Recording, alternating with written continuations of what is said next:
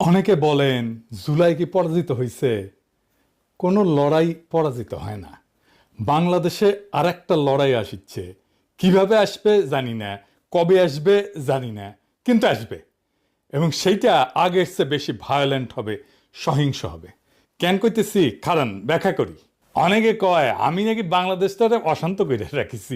এটা শুনে হাসুম না কান্দুম বুঝবার পারি না। এই মালগুলার ভাব এমন, আমি চুপ করে থাকলে, ফেসবুকে না লিখলে বাংলাদেশ শান্তিতে থাকলে হইনি। আমার যদি এতই হ্যাডম থাকে, ক্ষমতা থাকে, তাহলে তো পুরা বাংলাদেশের মন্ত্রিসভার আমার বাড়ির সামনে এসে আমার পাও ধরে বসে থাকা উচিত। আমি চুপ থাকলে যদি বাংলাদেশ শান্ত থাকে, তাহলে তাই করা উচিত, তাই না? যেন আমি চুপ করে থাকি, আমার পাও ধরে বসে থাকা উচিত। দাদা আপনি চুপ করে থাকেন, চুপ করে থাকেন। ক্যাঙ্কা ফ্যাসিস্ট দেখেছেন, ভিন্ন মতকে চুপ করায় দেওয়াটাই তাদের লক্ষ্য। শান্তি মতো মনে হয় চান্দাবাজি আর ধান্দাবাজি করবে পারতেছে না আমার জন্যে, তাই এত রাগ এগুলার। বাংলার লুথার কিংও দেশে এসে কইছিল শান্তি আর স্থিতিশীলতার কথা, পারছে শান্তি আর স্থিতিশীলতা আনতে পারে নাই। আমি একটা নিউজ দেখাই আপনাদেরকে, কয়েকদিন আগের নিউজ। দেশের বিভিন্ন নদ নদী থেকে 7 দিনে 17 জনের মরদেহ উদ্ধার হয়েছে। প্রত্যেকটাই হত্যাকাণ্ড। হাসিনার আমলেও তো এই অরাজকতা ছিল না। দেশে শান্তি স্থিতিশীলতা আসুক, এটা তো সবাই চাইবে। দুনিয়াতে শান্তি স্থিতিশীলতা আসুক, এটা সবাই চাইবে। কোনো সুস্থ মানুষ চাইবে। কিন্তু এই শান্তি আসাটা কি আমাদের ইচ্ছার উপরে নির্ভর করে? সেটা তো করে না। দেশে যে সহসাই শান্তি স্থিতিশীলতা আসবে না, এটা তো আমি অনেক আগে থেকেই বলে আসতেছি। এই বিষয়টা বুঝলো না ছাত্ররা, বুঝলো না প্রফেসর ইউনূস, বুঝলো না বিএনপি, বুঝলো না বাঙ্গু সুশীলেরা আর কিছু জাউরারা। বাংলাদেশে আসলে আসল দ্বন্দ্বটা কি, এটা না বুঝলে আপনি বুঝবেন না বাংলাদেশ কেন শান্ত হবে না। বাংলাদেশের রাজনীতিতে আসল দ্বন্দ্ব বা ঝগড়াটা কিন্তু আওয়ামী লীগ বনাম বিএনপি না, জামাত বনাম বিএনপি না, আওয়ামী লীগ বনাম এনসিপি না, ধর্ম বনাম সেকুলারিজম না, কোনোটাই না। আসল ঝগড়াটা হইতেছে একদিকে বাংলাদেশের 800 বছরের মুসলমানদের নিজস্ব রাজনৈতিক আকাঙ্ক্ষা, অন্যদিকে মুক্তিযুদ্ধের চেতনা নামে একটা প্যাকেজ, যেটার পিছনে আছে আসলে ভারতীয় আধিপত্যবাদের প্রজেক্ট, যার লক্ষ্যই হইতেছে এই ভূখণ্ডের মানুষকে পরাধীন, শক্তিহীন করে রাখা। তারা বাংলাদেশকে কাটাতারে ঘিরে রাখবে, পানি আটকায় দিবে নদীর, সীমান্তে মানুষ মারবে পাখির মতো, সীমান্তের নদীতে কুমির আর সাপ ছাড়বে, যেন বাংলাদেশের মানুষ পার হইতে না পারে। কি ভয়ানক কথা! দুনিয়াতে কোথাও এটা নাই। এরা এতে করবে ইন্ডিয়ান বর্ডারে, বাংলাদেশের মানুষকে উই পোকা বলবে, কিন্তু বাংলাদেশে বাজার ছাইয়া ফেলবে তার পণ্যে। তার বাংলাদেশে বন্দর লাগবে, ট্রানজিট লাগবে। তুমি যারা পছন্দ করো না, নিরন্তর অপমান করো, মর্যাদা দাও না, তার ভূখণ্ড তোমার লাগবে। তো তোমার তো একটাই রাস্তা আছে, যে এটা অনুগত জনসমর্থনহীন সরকার রাখা। এটাই হাসিনা। সেই জন্যই ভারতীয় আধিপত্যবাদের সাথে দ্বন্দ্বটা হাসিনা আমলেই চূড়ান্ত রূপ নিল। জার্মান আইন তত্ত্ববিদ কার্ল স্মিথ উনি বলছিলেন, রাজনীতির আসল প্রশ্ন একটা, বন্ধুকে আর শত্রুকে। যেই দিন একটা সমাজ এই প্রশ্নটা সঠিক উত্তর দিতে পারে, সেই দিন সে রাজনৈতিকভাবে জন্ম নেয়। বাংলাদেশের এই প্রশ্নের উত্তর 15 বছর ধরে স্পষ্ট হয়েছে। আওয়ামী লীগ ছিল এই প্রজেক্টের পলিটিক্যাল ভেহিকল, ভারতের পলিটিক্যাল এজেন্ট। 2024-এর জুলাই আগস্টে দ্বন্দ্ব নিয়ে লড়াই হইল। হাসিনা পলাইল ঠিকই, কিন্তু দ্বন্দ্ব মিটে নাই। কারণ ছাতাটা তো সরে নাই। বিএনপি এসে সেই একই ছাতা মাথায় ধরিছে। মানে যেই কারণে 1400 মানুষ জীবন দিছে, সেটার মীমাংসা এখনো বাকি। এই দ্বন্দ্ব মিটতে হবে, মিটবেও, কিন্তু কিভাবে? এই আলাপে ঢুকতে হইলে আগে একটা অন্য জিনিস বুঝতে হবে। বাংলাদেশের তরুণদের একটা বিশেষ ক্ষমতা আছে। ক্ষমতা আছে। বাংলাদেশের প্রত্যেকটা প্রজন্ম রাষ্ট্রের বিরুদ্ধে দাঁড়ানোর ট্রেনিং পেয়েছে। সে রাষ্ট্রকে, তার কোয়ার্সিভ মেশিনারিকে, তার দমন পীড়নের যন্ত্রকে, এটাকে কনফ্রন্ট করছে, মোকাবেলা করছে। প্রত্যেকবার আগের চাইতে বেশি ভায়োলেন্ট হয়েছে সেটা। সব জেনারেশন করছে। সিকোয়েন্সটা দেখেন। প্রথম ট্রেনিং 1972, ভাষা আন্দোলন। 144 যারা ভেঙ্গে রাষ্ট্রের গুলির সামনে দাঁড়াইলো ছাত্ররা, সালাম, রফিক, জব্বার, বরকত গুলি খাইলো, কিন্তু পিছায় নাই। এই অভিজ্ঞতা গেছে পরের প্রজন্মে। এই মেমোরি কোনো বই থেকে ট্রান্সমিট করে নাই, শরীর দেওয়া হয়। লড়াই করা মানুষটা পরের জনকে দেখায় কিভাবে লড়তে হবে। ফরাসি আলজেরিয়ান চিন্তাবিদ ফানো নাম আসল উচ্চারণটা, উনি বলছিলেন পরাধীন জাতিগোষ্ঠী লড়াইয়ের ভিতর দিয়ে নিজেকে চিনতে শেখে। প্রত্যেকটা মৃত্যু পরের প্রজন্মের পাঠ্য বই হয়ে ওঠে। আমেরিকান সমাজবিজ্ঞানী চার্লস টিলি উনি বলছিলেন একটু অন্যভাবে একই কথা। উনি বলছিলেন যে আন্দোলনের একটা রেপার্তোয়া থাকে, রেপার্তোয়া তৈরি হয়। রেপার্তোয়া কি মানে লড়াইয়ের কৌশলগুলা এক শরীর থেকে আর এক শরীরে বয়া যায়, ট্রান্সমিট হয় প্রজন্ম থেকে প্রজন্মে। এরপরে আসলো 1969, যাদের বাবা চাচা 52 সেই ছেলেগুলোকে দেখছে, তারা দেখছে কিভাবে গুলির সামনে দাঁড়াইতে হয়, কিভাবে লাশ নিয়ে মিছিল করতে হয়, কিভাবে না পিছাইতে হয়। সেই বাবা চাচাদের ছেলেরা এবার রাস্তায়। আসাদ, মতিউর, 52 ট্রেনিং 69 অ্যাক্টিভেটেড হইল। এইবার শুধু পুলিশ না, আজ তো আর্মি নামছে, প্যারামিলিটারি নামছে, আগের চাইতে ভায়োলেন্ট। উড়াই দিল তারা আইয়ুব খানকে। এরপরে 71 69 ট্রেন্ড তরুণেরা এইবার অস্ত্র হাতে। যারা 69 পুলিশকে কনফ্রন্ট করছে, প্যারামিলিটারিকে কনফ্রন্ট করছে, তারাই 71 পাকিস্তানি আর্মিকে কনফ্রন্ট করতেছে। 9 মাসের ফুল স্কেল যুদ্ধ, আগের চাইতে অনেক বেশি ভায়োলেন্ট। প্যাটার্নটা দেখেন, প্রত্যেকটা প্রজন্ম আগের ট্রেনিং রিসিভ করছে, প্রত্যেকবার এসকালেট করতেছে কনফ্রন্টেশন। 71 রণাঙ্গনে সক্রিয়ভাবে লড়ছে প্রায় 1050, অনেকে বলে 30,000। যাই হোক, এই সংখ্যক তরুণ, তাদের আকাঙ্ক্ষা কি ছিল? একটা নতুন সমাজ, মুক্ত সমাজ। কি পাইল? বাকশাল। জার্মান চিন্তাবিদ হ্যানা আরেন্ট উনি বলছিলেন যে প্রত্যেকটা বিপ্লবে একটা মুহূর্ত থাকে যখন মানুষ সত্যিকারের স্বাধীনতার স্বাদ পায়, কিন্তু সেই স্বাদটা প্রায় হারায় যায়। আর সেই হারানো জিনিসটা পরের প্রজন্ম খুঁজতে থাকে। আরেন্ট এই হারানো জিনিসটাকে বলতেছিলেন বিপ্লবের লস্ট ট্রেজার, মানে হারানো ধন। 71 সেই প্রজন্মের তরুণের কাছে সেই রকম একটা হারানো ধন। সে যখনই আইডেন্টিফাই করছে যে কে তার হারানো ধন কাইরে নিছে, তারে খাইয়া দিছে সেই তরুণ। ওদের আকাঙ্ক্ষা মেটে নাই, কিন্তু তাদের হাতে তো ট্রেনিংটা ছিল, তারা চুপ থাকে নাই। জাসদ কেন হইল? 15 আগস্ট 75 কেন হইল? 7ই নভেম্বর কেন হইল? জেল হত্যা, জিয়া হত্যা, প্রত্যেকটা ঘটনায় কারা ছিল? রণাঙ্গনের মুক্তিযোদ্ধা, যাদের লড়াইয়ের ট্রেনিং সবচেয়ে সাত। তারাই আবার লড়াই শুরু করছে একজন আর একজনের বিরুদ্ধে, কারণ তাদের আকাঙ্ক্ষা মেটে নাই। জার্মান চিন্তাবিদ ভাল্টার বেনিয়ামিন উনি বলছিলেন প্রত্যেকটা প্রজন্ম পূর্ববর্তী প্রজন্মের অসমাপ্ত দাবি বহন করে। সেই দাবি যতদিন না মটে ততদিন সে বারবার ফিরে ফিরে আসে। এটা মনে রেখেন, আমরা পরে আবার এখানে আসবো। এরপরে আসলো 90, আমাদের জেনারেশন রাজপথে লড়াই করলো, সে হিরোইক লড়াই। 24-এর মতো না, কিন্তু একটা হিরোইক লড়াই করছে আমাদের জেনারেশন। নূর হোসেনের জীবন দেওয়া, কি কাব্যিক জীবন দেওয়া। বুকে পিঠে লিখলো গণতন্ত্র মুক্তি পাক, স্বৈরাচার নিপাত যাক। এরপরে আমাদের ট্রেনিং হলো 2013-তে। 28 ফেব্রুয়ারি 2013 মৌলানা সাইদির ফাঁসির রায়ের পরে সারা দেশ রাস্তায় নামলো, সারা দুনিয়াতে নামছিল। শুধু ইসলামপন্থী তরুণেরা না, সারা দেশের সমস্ত মানুষ নামছিল। বাঁশখালী, চাঁপাইনবাবগঞ্জ, বগুড়া, লক্ষ্মীপুর, তারপর 5ই মে শাপলা চত্বর। হেফাজত, একটা নতুন প্রজন্মের প্রথম বড় ট্রেনিং। সংগঠিত ইসলামিক যুবশক্তি প্রথমবার রাষ্ট্রীয় ভায়োলেন্স ফেস করলো। 2018 সালে নিরাপদ সড়কের আন্দোলন, স্কুল কলেজের কিশোরেরা রাস্তায়, ছাত্রলীগের হেলমেট বাহিনী, এই বাচ্চারা শিখলো একটা নতুন জিনিস, সোশ্যাল মিডিয়াকে কিভাবে ব্যবহার করতে হয়। তারা শিখলো ছাত্রলীগ কিরকম জাউরা হইতে পারে, কেমন বর্বর হইতে পারে। এই 2018 স্কুলের ছাত্ররাই 2024-এ এসে ইউনিভার্সিটির ছাত্র। চূড়ান্ত ক্লাস পাইলো তারা। ওই ট্রেনিং থেকে ফিরে আসা ছাত্ররাই চূড়ান্ত ট্রেনিং পেল 2024-এ। আর্মি, পুলিশ, র্যাব, বিজেপি সব একসাথে নামছে। হেলিকপ্টার থেকে গুলি, 1400 লাশ তবু পিছায় নাই। এই 2024 পৃথিবীতে অনন্য। কেন? দুনিয়ার আর কোথাও বাংলাদেশের 24-এর মতো ঘটনা ঘটে নাই।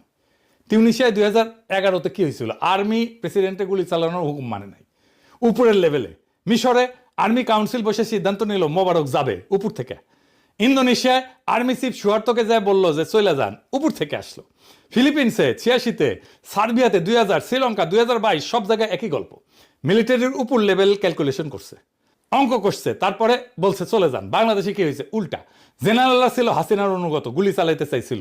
ওয়াকার তো হাসিনার আত্মীয়, কিন্তু সৈনিকেরা, জুনিয়র অফিসাররা যারা ফিল্ডে ছিল, তারা গুলি চালাইতে রাজি না। কেন? কারণ ওই রাস্তায় তাদের ভাই, তাদের কাজিন, তাদের প্রতিবেশীর ছেলে। সৈনিকের মা ফোন দিছে, বলছে বাবা গুলি করিস না। রুশ বিপ্লবী ট্রটস্কি 1917 সালে ফেব্রুয়ারি বিপ্লব নিয়ে লিখছিলেন, সৈনিক হঠাৎ করে সৈনিক হওয়া বন্ধ করে দিল। মানে ইউনিফর্ম পরা মানুষটার পেছনের সিভিল মানুষটা ইউনিফর্মকে ছাড়াই গেল। বাংলাদেশে 2024-এর জুলাই আগস্টে এটাই হয়েছিল। ইউনিফর্ম ফুইরা আসল বাংলার পলিমাটির সন্তান বাইরে হয়ে আসলো। পুলিশ শেষ পর্যন্ত হাসিনার অনুগত, ইন্টেলিজেন্স অনুগত, কিন্তু আর্মির জুনিয়র অফিসার, ফিল্ডের সৈনিক, এরা না। শেষ দিনে আর্মির সৈনিকেরা তো পুলিশের বিরুদ্ধেও দাঁড়াইছে, গুলি করছে পুলিশের বিরুদ্ধে। জেনারেলরা যখন বুঝলো সৈনিকেরা আর গুলি চালাবে না, জেনারেলরা বাধ্য হইলো, হাসিনাকে যে বললো আপা পালান, হেলিকপ্টার রেডি। আর একটা প্রমাণ দেখায়, এই বিষয়টা আমি জানি জন্য বলতেছি, যে ফোনদের আলো দিল্লি স্টার, যে ইন্ডিয়ার 2 ফ্ল্যাগশিপ পত্রিকার অফিস আক্রান্ত হইল না, ওখানে আর্মি ছিল, আর্মি ডিফেন্ড করলো না কেন? কারণ সৈনিকেরা ওই পত্রিকা বাঁচাইতে, রক্ত দিতে রাজি না। তারা নিজেরাই আর সেই বয়ান বিশ্বাস করে না। এটা ইতিহাসে বিরল, প্রায় অনন্য।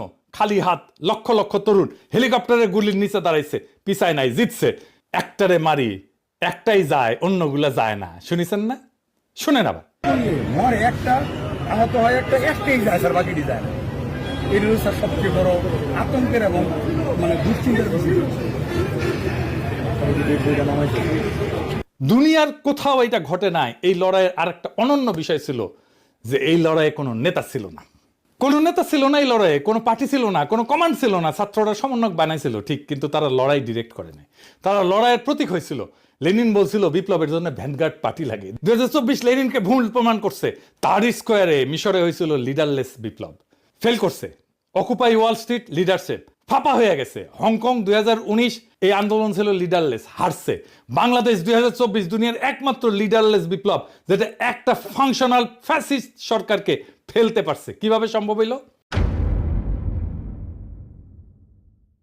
কারণ লড়াইয়ের ট্রেনিংটা কোনো অফিসে স্টোর করা ছিল না, কোনো নেতার মাথায় স্টোর করা ছিল না, কোনো প্রফেসর ইউনূসের মাস্টার মাইন্ড ছিল না, কোনো মেটিকুলাস ডিজাইন ছিল না।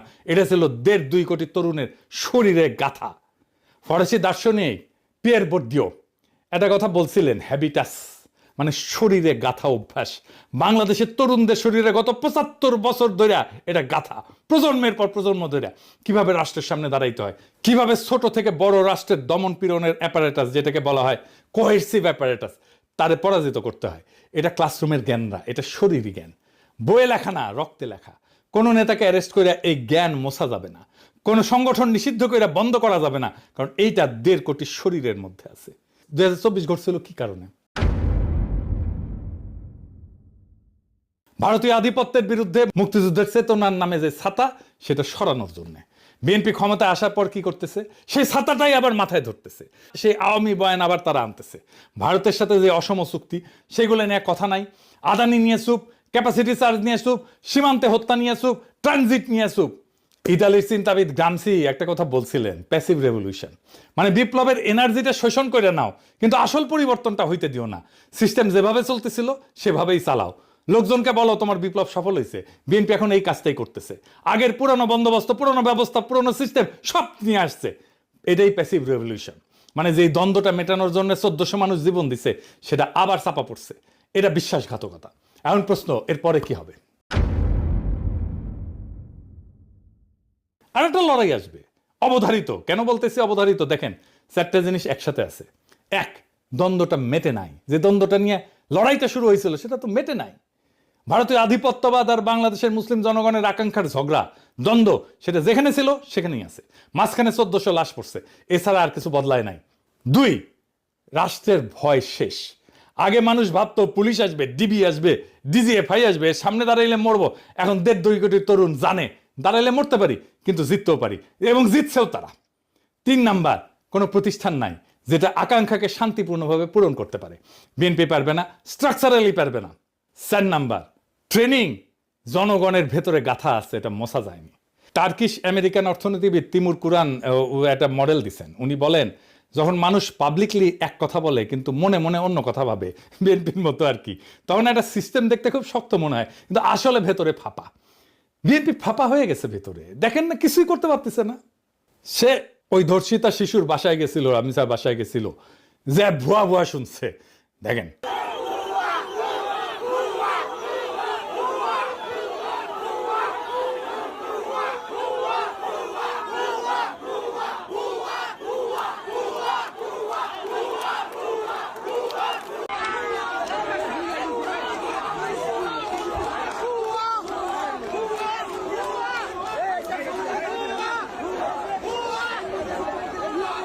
এতগুলো মন্ত্রী, এতগুলো জাদ্রেল মন্ত্রী, আইন মন্ত্রী, স্বরাষ্ট্রমন্ত্রী, ক্রীড়ামন্ত্রী ভুয়া শুনতেছে। তারপরে দেখেন জঙ্গল সলিমপুরে আক্রমণ করছে সন্ত্রাসীরা, র্যাবের ক্যাম্পে বুলডোজার নিয়ে গেছে, দেওয়াল ভেঙে দিছে, মাটি কেটে ফেলছে, রাস্তা কেটে ফেলছে 3 জায়গায়। চিন্তা করেন, মানুষ মানতেছে না, কারণ ভেতরে ভেতরে ফাঁপা। কোনো ছোট ঘটনা ট্রিগার করলে পুরা সিস্টেম তাসের ঘরের মতো পইরা যায়। 1989-এ পূর্ব ইউরোপে এটা ঘটছিল, 2024-এ বাংলাদেশে এটাই ঘটছে। বিএনপি রেজিমও একই জিনিস ঘটবে।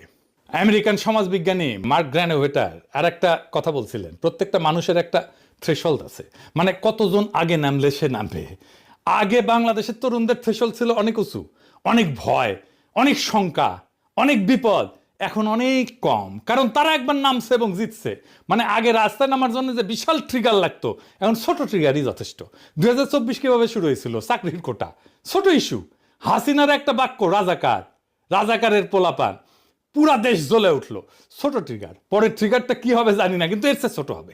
হইতে পারে একজন তরুণের পুলিশের হাতে মৃত্যু, হইতে পারে একটা ভাইরাল ভিডিও, হইতে পারে ভারতের সাথে নতুন চুক্তি, হইতে পারে কোনো মন্ত্রীর একটা বেফাস মন্তব্য।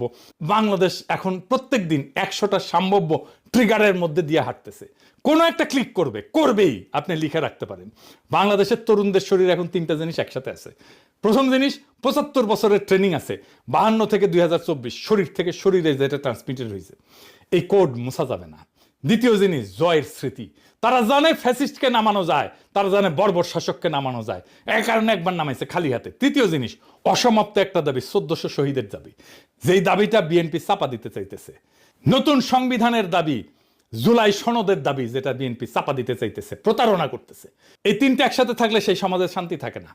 বেনিয়ামিন বলছিলেন, অসমাপ্ত প্রত্যেকটা প্রজন্মের দাবি পরের প্রজন্মের ঘাড়ে চাপে, ঘাড় ফাঁকা হয় না যতদিন না দাবিটা মেটে। বিএনপি যে ছাতাটা ধরছে সেইটা আজকে ধরতে পারতেছে, কাল পারবে না, পরশু পারবে না, কারণ ছাতার নিচের মাটি বদলাই গেছে, মানুষ বদলাই গেছে, ভয় বদলাই গেছে, মানুষের বিপদের ধারণা বদলাই গেছে।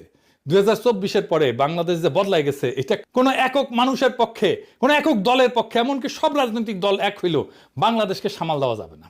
সেজন্য জাতীয় সরকার চাইছিলাম আমরা, সব রাজনৈতিক দল শুধু না, সিভিল সোসাইটি থেকে প্রফেসর ইউনূসের মতো লোক নিয়ে একটা ব্যাপক ঐক্য করে ভেরি পপুলার সরকার হইলে সামাল দিতে পারতো। তাদের কাজ হবে 5টা জিনিস ডেলিভার করা: নতুন সংবিধান, ভারতের আধিপত্যের অবসান, ইতিহাসের লিগেসি ঠিক করা, লুটপাট আর দুর্নীতির বিচার, হাসিনার বিচার, অর্থনীতির পুনর্গঠন। বিএনপি ফেল করবে আর পরে ট্রিগারের অপেক্ষা করবে। সেই ট্রিগার আসবে, ছোট হবে, যেমন ছোট ছিল কোটা সংস্কার আন্দোলনের ট্রিগার। আজকালকার তরুণেরা কাউরে মানে না, শুধু নিজেকে মানে। সেই জন্যই এইটা বড় বিপদ। এবং সেই দিন যেদিন এই সংঘাত আবার শুরু হবে, আবার বিস্ফোরণ হবে, আবার বারুদ জ্বলা উঠবে, সেদিন বিএনপি যে অবস্থায় থাকবে, হাসিনা 5ই আগস্ট সে অবস্থায় ছিল। পার্থক্য একটাই, হাসিনা পলাইতে পারছিল কারণ আর্মি দ্বারা বের হইতে দিছিল। পরের বার যিনি থাকবেন তার জন্য সেই দরজা বন্ধ থাকতে পারে। দ্বন্দ্বটা মিটবে হয় ভেতর থেকে শান্তিতে, নয় বাইরে থেকে আর একটা রক্তাক্ত সংঘাতের মধ্যে দিয়া।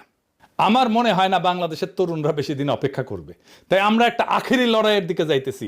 সেই লড়াই সম্ভবত খুব দূরে না, খুব কাছে, এবং জনতা প্রস্তুতি নিতেছে, তার বিভিন্ন চিহ্ন চারিদিকে প্রকাশিত হইতেছে। খেয়াল রাখেন, সামনে দিন আসবে, শেষ লড়াইয়ের দিন, আখেরি লড়াইয়ের দিন। সেই লড়াইয়ে জিততে হবে, অসমাপ্ত কাজ সমাপ্ত করতে হবে। ইনকিলাব জিন্দাবাদ।